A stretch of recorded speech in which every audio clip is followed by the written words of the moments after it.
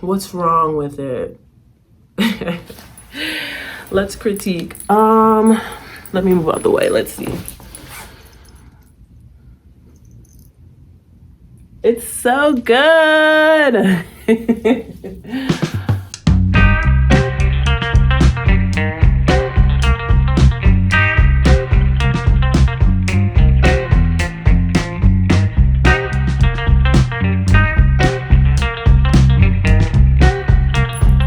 Testing. Let me come out and come in again. So you can see the setup. Testing. No, this is not a mic. This is a tape measure, but I like it when people have tiny mics. I feel like it helps you know what to do with your hands, and then it also makes you seem like an expert on the topic. And I think that's important today, because today I am critiquing my own work.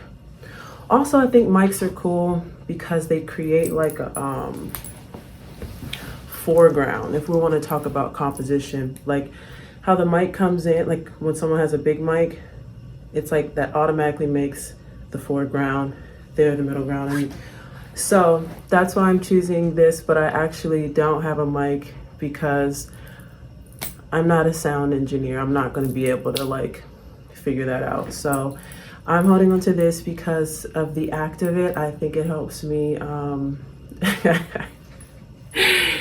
think it helps. So happy Sunday. As you saw from the title, I think that's going to be the title. I want to I finished my big piece. It's behind me, but I'm trying to like make it a reveal. I'm doing it in my room because, well, it's really the only like white wall I have in my space, like, which is crazy because that means I'm crazy. Like every wall in this house is covered, but this wall was just like the cleanest and the nicest, so you'll be able to see the scale, see the painting, and then I can sit and talk with you about it. And then if it was just intimate, like this tiny mic that's not a mic in my bedroom, and we're looking at my latest piece. So if you watched the last video, you'll know that I set out to make a big piece, probably one of my biggest pieces.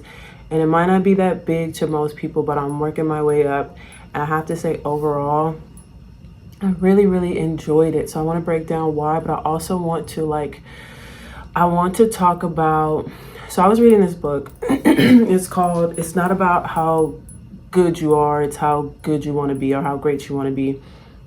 And it was saying like, you need feedback, you know? And I think people have this like disdain for art school because of the critiques and being like shut down, but like I'm kind of weird. Like I like feedback. Like I don't know if it's because I'm used to it now, especially with my day job. My whole job is like presenting ideas and someone saying no. Like, so I don't know, I'm just a little dead inside. But even like at art school, like I love our little critiques before class because I really am like excited about what I'm doing, and I really want to know what I could be doing better.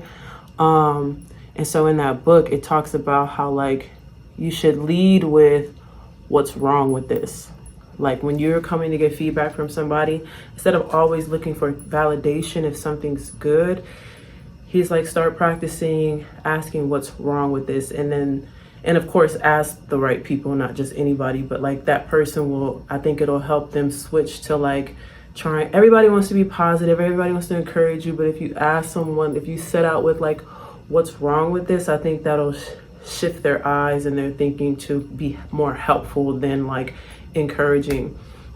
So yeah, my love language is direct feedback and clear next steps. So that's what we're gonna do in this episode. Yeah, like I said, I had a really good time painting this because what it forced me to do is to break it up. And I'm so used to like painting in one like moment and like getting that rush, getting that feeling and the like satisfaction of completion. But like with this, it's so big I couldn't do that. But every step of the way, I just knew it was gonna be good. And I don't know if it'll be like that every time, but that was like so cool to me. Like even just the sketch, being able to just like sketch this particular image that big as a sketch, it looks so sick. And then even blocking in when I'm doing the underpainting, it's just like, it's just propelling you forward. So I literally painted every day versus like doing like a whole piece in one sitting. I had to keep coming back to it, and that like made it very peaceful. Like I wasn't like trying to get to the end. It was more so like I could stop right now, like that'd be cool. So yeah, let's look at it, let's critique, and then at the end we'll talk about me really holding this tape measure. We could talk about other things, but I want to show it to you. I think it's really good. Ta-da!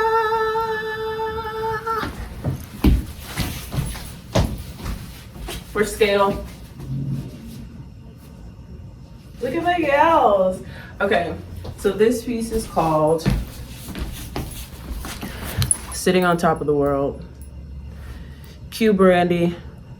Probably can't because of YouTube, but so this, I showed the reference last week, but this is my sister and her friend sitting on this car in a parking lot. Such a like typical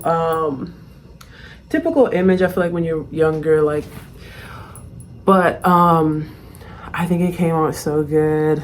Like I realized I love painting light, like any light source. I think light overall, of course, helps with like creating like three-dimensional figures and things, but like even just like, I don't know, to see that light's coming in from that way, and so like the whole one half of her body is so light, and then it's just this shade right here. Like I love it. I started school a couple weeks ago, and I'm taking this art history class, but my teacher, she was kind of going through the basics of art, and she was talking about gestural drawing, and she said this thing, I wrote it down. She said this thing about gestural, you know, it's very quick movements with a pencil. And she said the way that I remember gestural drawings, she said a teacher said to her, it's what something is doing, not what something is.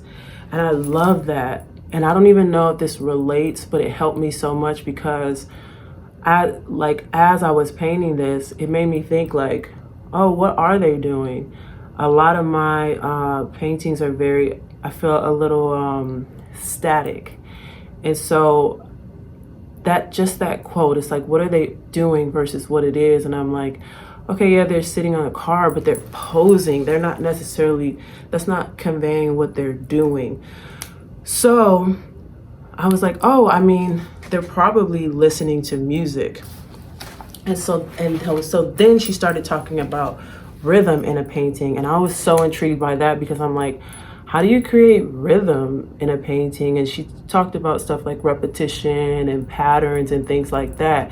But I was thinking of like the idea of like what something's doing and like how to show that.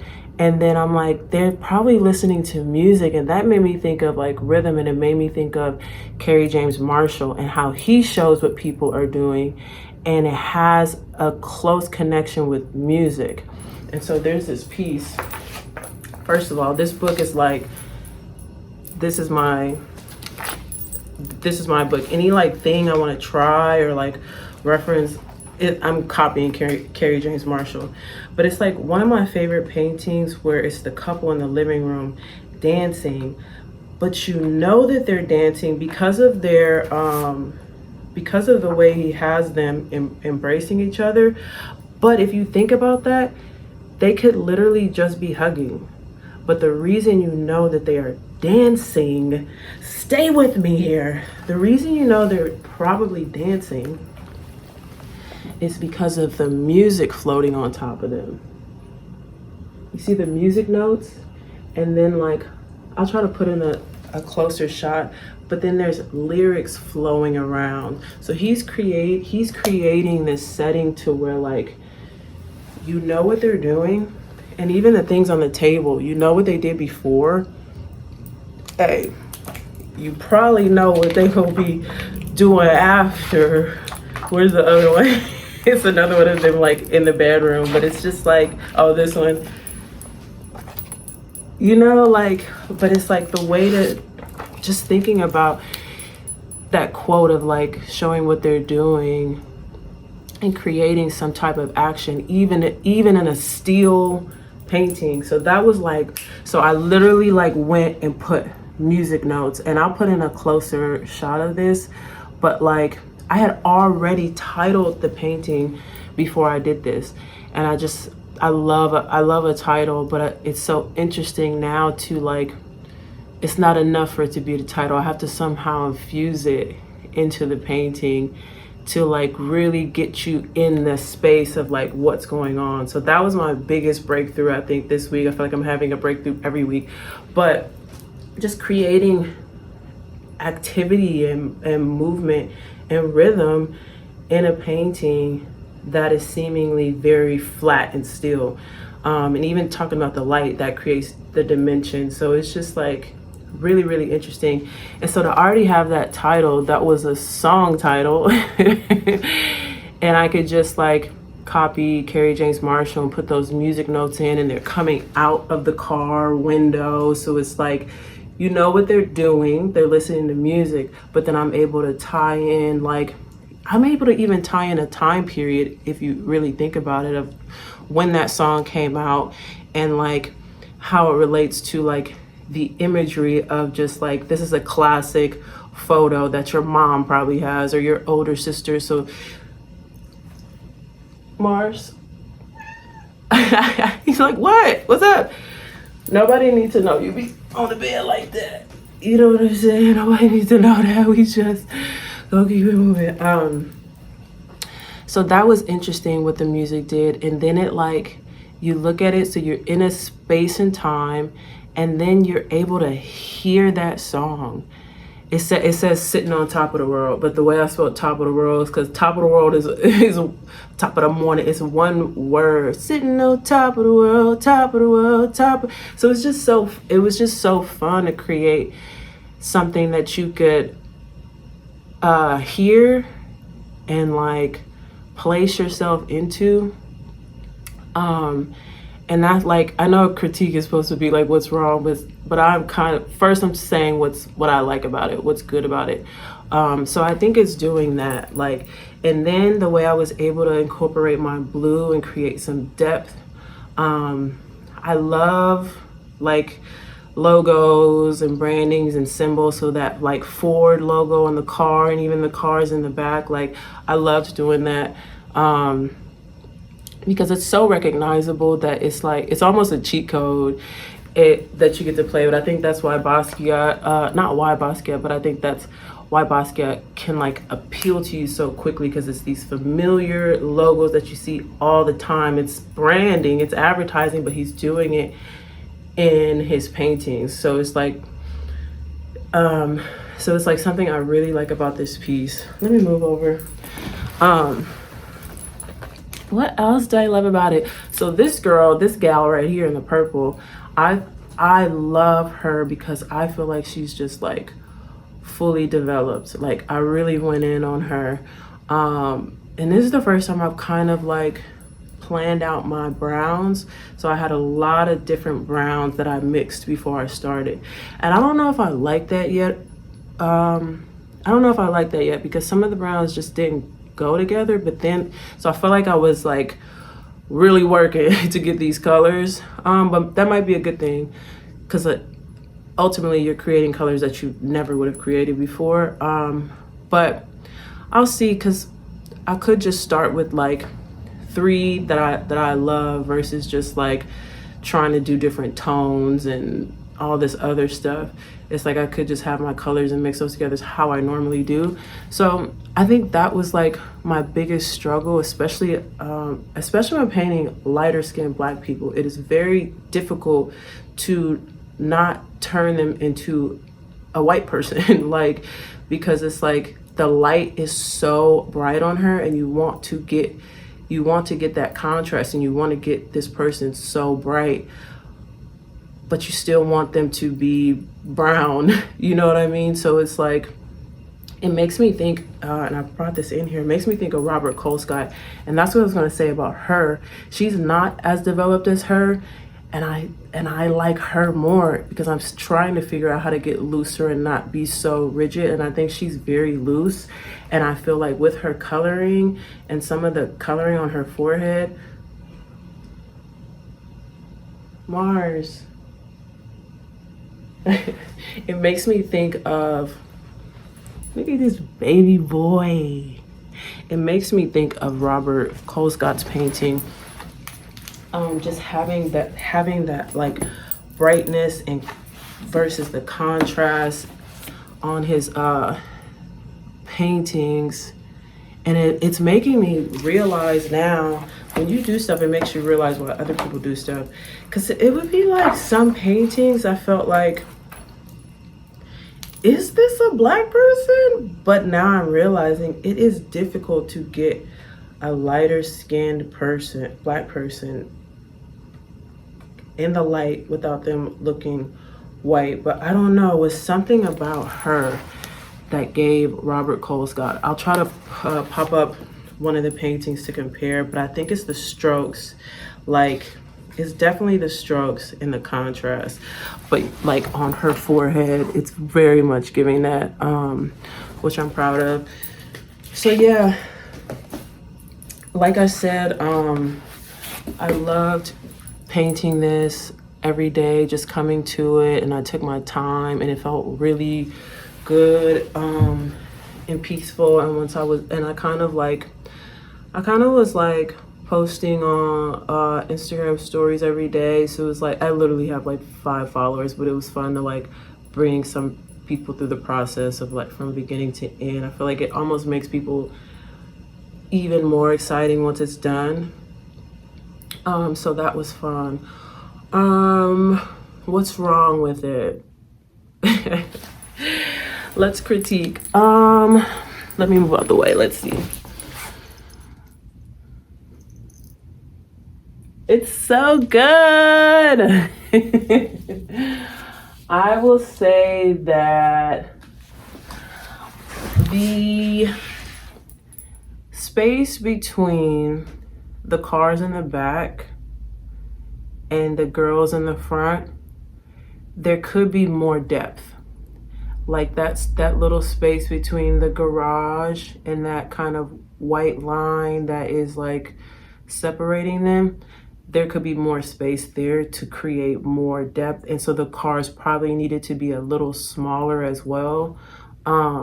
So like, I think if I had to like think about it, that could be that could create a little more depth. I love how punched in they are. At first I was like, dang, I kind of cut out their feet, which I really liked from the original sketch, but then now I just like how like they're so up close, because it's like I also wanted to get the shadow underneath the car, and I wasn't able to do that because it was so punched in. But I like it. Like, it's just like, it's so perfect. And so what I did, I literally woke up yesterday and I was like, dang, how would this look on a t-shirt? And so I literally just Googled t-shirt printing, and there was this site that does like the old school kind of like, you know, the juvenile concert tee like setup. And I was just like, I always do that. I always go on something that has no Mars. Please get down. I don't have no business adding art to, and I'm just like, well, maybe I could just throw my art on this. So I uploaded the photo of my piece onto a t-shirt, and it's so sick. And I think what it mostly reminded me is that this is all fun. This should all be fun. Like, I know that I'm like trying to get better, you know, I'm trying to like study and like be great, and it's not about how good you are, it's how great you are. But at the end of the day, like, I'm just a baby girl, like having fun, like playing around, and like putting that on the shirt and seeing how it looked, and it didn't even feel like, oh, I should sell this. It more so felt like, I want this, I'm ordering this. And like that fun is what ultimately, that's who I am. Like I am someone that is a bit ambitious and like you know, wants to be disciplined, all these serious things, but I am also very unserious. So I love that it like worked really well on the t-shirt, and I love that I was able to play like that, because I always make t-shirts, and so it's just like, you know, not thinking so much about like showing or gallery spaces or clients. It's just like, what's something cute and funny I could do with this, and it worked so well.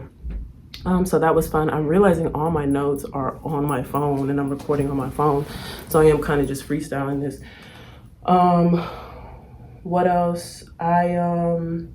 Man, I did this cool sketch. So I went to the coffee shop yesterday. I usually go on Sundays, but I went yesterday and it was really chill. So like, could be a Saturday spot. But I did some sketching because I went to the hair shop this week. I went inside the hair shop. I just got my hair blow dried. My hair has grown so much. Like I did like a medium chop this year, and and it's been kind of a struggle. But the thing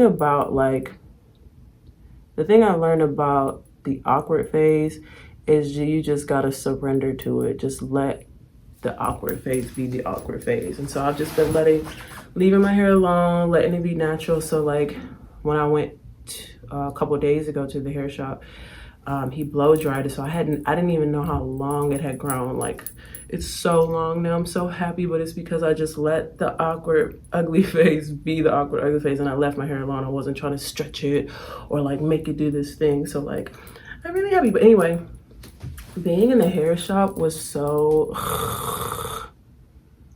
I love it there. I really, really do.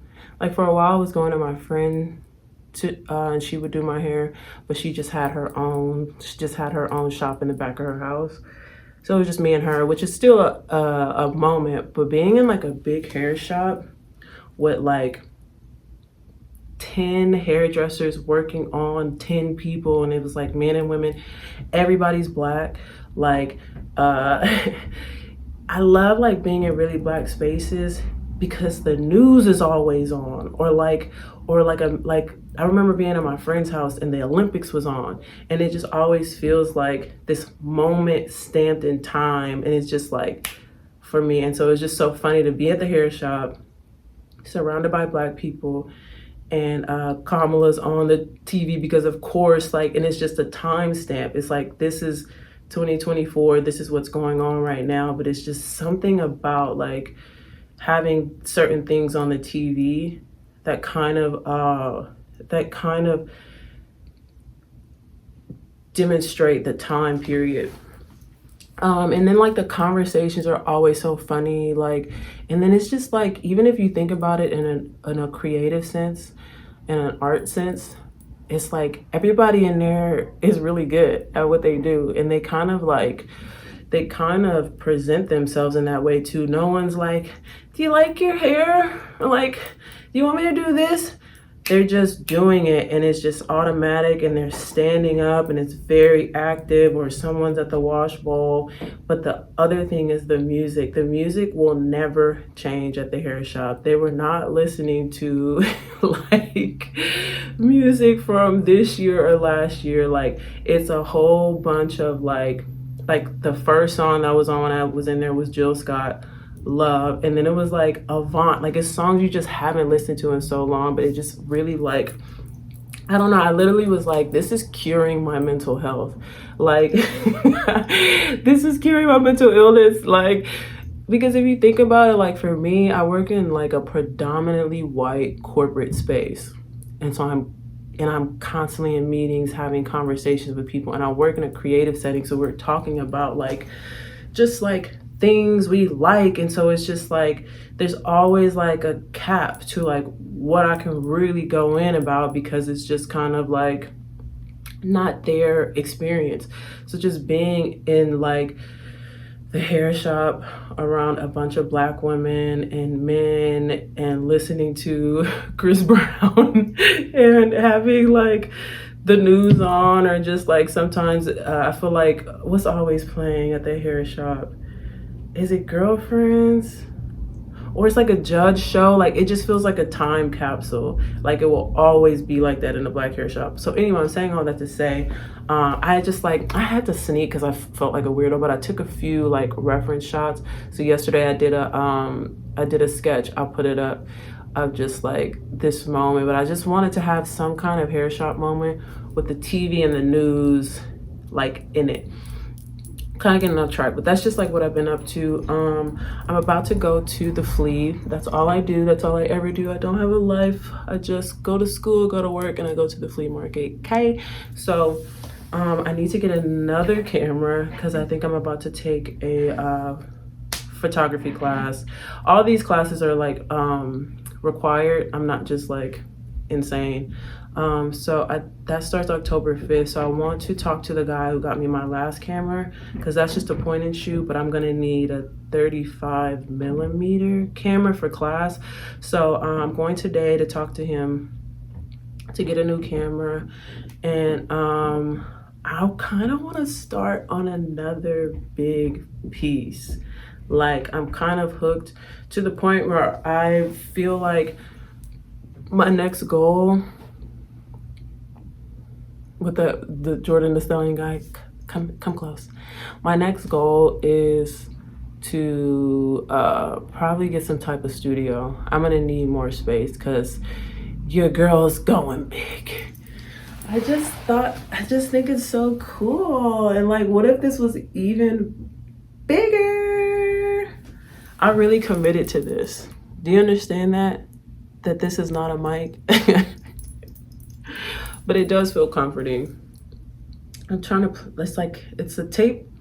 It's not a tape recorder, it's a tape measurer, but it's something, okay? But yeah, so I wouldn't mind hearing what you guys think, because I am interested in feedback. But I think it has to be, I think the rules are, it has to be intelligent. It can't be like, it has to be a bit technical. Like it can't be like, I don't really like when cars are in paintings. Like, I don't know what to do about that, because I think that's the coolest thing ever. That's just an opinion. But like, if you have some feedback, I love feedback. What's wrong with this painting? But like, you can't hurt my feelings, because I'm dead inside, and I also already really love this painting. I'm really proud of it. Sitting on top of the world, top of the world, top of the world, top of the world. What else? I just did this this study. I love doing studies. I could probably just like, that's why I really need to start painting big, because I can just like be in my study bag for the rest of my life. But this is this picture I took of these two twins when I was in Palm Springs, like maybe like 3-4 years ago, 5 years ago. I took it on my Polaroid, and something about two girls in a photo, but I think it's like really fun to play with two people and composition and stuff like that. But I sketched them out and painted them. Look, oh God, so sick. I love the stripes. It just has so much that like I love stripes. I'm really into painting water, you know, like I love like David Hockney stuff. So it's very, I don't know, it's so cute, so good. And just how the light is hitting the top of this bench. So I even thought about like, this would be sick, really big, but I don't want to, I don't know if that's the one. I can't be too precious about it. That's the thing too. I don't want to think too much about it. I want to have fun. I don't know what else was on my notes, because I freaking put them on my phone, which is so hilarious. But I'm really, really enjoying this book to the point, like, this is from the library. And so what I do is I get books from the library because I have a really bad habit of buying too many fucking books. So I rent it from the library first. I check it out, and if I really, really like it, then I'll buy it. So Mars is coming in for the final, the ending of the video. So I'm saying I'm gonna buy this book. And it even talked about, there was this quote just talking about like creating space for yourself and the thing you do, kind of changing the context of it and how it helps you like make a new thing. So even though it was kind of like silly, like putting this on a t-shirt, it made this new thing, and it was really like fun. And there's this like clip of HEBRU Brantley, you know, talking about being able to make your art accessible and being instead of like, because if you don't do it, someone else is going to do it. Like after you die, they're going to make posters of your stuff. They're going to make coffee mugs of your stuff. And it's just like, and you don't get to like really have any creative control over that. And you also don't, you're not alive anymore, you know what I mean? And that's what we're doing to most like artists. So it just would behoove you as a living artist to kind of think in that way of how to like create your art, not just for a gallery, but like really make it accessible for like people. And so it's just like, I could be really serious about this and be like, it's so good, I don't want to bring down the value of it, but it's just like, at the end of the day, it's very cute and it's very like, I would love to have this on a t-shirt. And so like, just not, you know, take your art seriously, but don't take yourself so seriously. That's what I'm learning for me. And that's where you're able to continue the joy and the fun of it all. So yeah, I think that's it. Mars, do you want to say anything? Mars, here. Say bye. Thank you for coming to our bedroom art critique. Act like you want to be here. Thank you for coming to our bedroom art critique. Do you want to say anything? Okay, bye. And I'll leave you all. Oh, you're gonna stay. I'll leave you all with the image of the painting for a little bit so you can think about what's wrong with it. Okay, bye. On campus, like Basquiat, right? I think a lot of young Black artists especially find Basquiat, his work becomes sort of a jumping off point to an understanding of fine art. And now the world is starting to like understand who this guy is. Now there's t-shirts, there's mugs, and it's like, this dude never got to see a check for any of that, participate in any of that, have any input in any of that. I want to be able to take something from here and put it on a coffee mug, right? And somebody that can't afford that, and they can live with my art in their home. And this is again, the contradictory, the nature of the art world, right? We're going to tell you that commercial art is not the way to go, that you shouldn't do that. But we're going to exploit dead artists and license their up the wazoo to sell you puzzles, postcards, books, t-shirts, etc. through our museum gift shop. And it's okay to do it there. But if you do it in any other arena, oh no, it's pop, it's bad. You're not supposed to do that. That. I'm a creator. I'm gonna create, I'm gonna make the I wanna make, and I'm gonna put it out how I wanna put it out. I'm not saying every idea I have is great, every at-bat is a home run, but I get to control it, right? I get to control my the way I want to within my lifetime. I can't control how it's gonna come out when I'm dead and gone. But for right now, these are the things I think are cool. These are the things I wanna participate in, and so I do.